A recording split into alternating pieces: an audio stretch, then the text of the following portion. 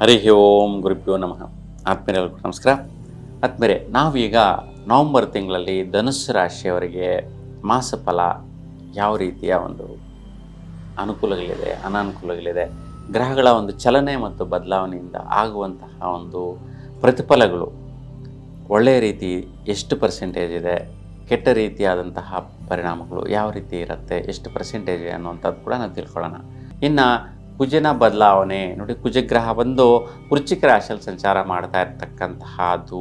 ಹಾಗಾಗಿ ವಿಶೇಷವಾಗಿ ಕೆಲವೊಂದು ವಿದ್ಯಾರ್ಥಿಗಳು ಕೆಲವೊಂದು ಖರ್ಚುಗಳು ಬರುವಂತಹದ್ದು. ಅಂದರೆ ನೀವು ಇರ್ತಕ್ಕಂತಹ ಹಾಸ್ಟೆಲ್ ಸರಿ ಇಲ್ಲ ಅಂತ ಹೇಳ್ಬಿಟ್ಟು ಒಂದು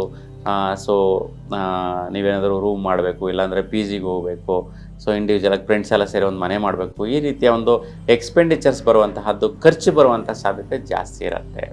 ಹಾಗಾಗಿ ವಿದ್ಯಾರ್ಥಿಗಳಿಗೆ ಸ್ವಲ್ಪ ಖರ್ಚುಗಳು ಬರುವಂತಹ ಒಂದು ವಿಷಯ ಇರ್ತಕ್ಕಂತಹದ್ದು. ಇನ್ನು ಬುಧನ ಬದಲಾವಣೆ, ಬುಧ ಬಂದು ಸ್ವಲ್ಪ ವಿಶೇಷವಾಗಿ ದಂಪತಿಗಳಿಗೆ ಕೆಲವೊಂದು ಪ್ಲ್ಯಾನಿಂಗ್ಸಿಂದ ಖರ್ಚುಗಳು ಬರುವಂತಹದ್ದು.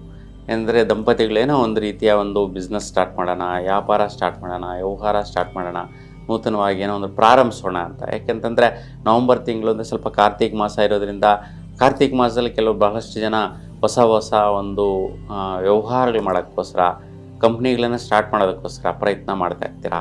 ಆ ವಿಚಾರದಲ್ಲಿ ಪ್ರಯತ್ನ ಮಾಡಿದ್ರೆ ವಿಶೇಷತಃ ದಂಪತಿಗಳೇ ಅಂದರೆ ಗಂಡ ಹೆಂಡತಿ ಮಧ್ಯೆ ಈ ಒಂದು ಸಮಾಲೋಚನೆಗಳು ನಡೆಯುವಂತಹದ್ದು. ಮತ್ತು ವೃತ್ತಿ ವಿಚಾರವಾಗಿ ಅಂದರೆ ಏನು ವೃತ್ತಿ ಮಾಡ್ತಾಯಿದ್ದೀರಾ, ವ್ಯಾಪಾರ ವ್ಯವಹಾರ ಬಿಸ್ನೆಸ್ ಮಾಡ್ತಾಯಿದ್ದೀರಾ, ಒಂದು ಫ್ಯಾಕ್ಟ್ರಿ ನಡೆಸ್ತಾ ಇದ್ದೀರಾ, ಮತ್ತು ವೈದ್ಯಕೀಯ ಕ್ಷೇತ್ರದಲ್ಲಿರ್ತಕ್ಕಂತಹ ಅಂದರೆ ಮೆಡಿಕಲ್ ಸ್ಟೋರ್ ಅವರಾಗಿರ್ಬೋದು, ಡಾಕ್ಟರ್ಸ್ ಆಗಿರ್ಬೋದು, ಇವರೆಲ್ಲ ಮಾಡುವಂತಹ ಕೆಲಸ ಕಾರ್ಯ ವಿಚಾರದಲ್ಲಿ ಕೂಡ ಬಹಳಷ್ಟು ಇನ್ವೆಸ್ಟ್ಮೆಂಟ್ಸ್ ಅಂದರೆ ಇನ್ನು ಅಪ್ಗ್ರೇಡ್ ಆಗೋ ರೀತಿಯಲ್ಲಿ ನಿಮ್ಮ ಒಂದು ವ್ಯಾಪಾರ ವ್ಯವಹಾರ ಉದ್ದಿಮೆಗಳನ್ನು ಬಹಳಷ್ಟು ಅಪ್ಗ್ರೇಡ್ ಮಾಡ್ಕೊಳ್ಳುವಂತಹ ಸ್ಥಿತಿಗೆ ನೀವು ಮುಂದಕ್ಕೆ ಹೋಗ್ತಾ ಇರ್ತೀರಿ.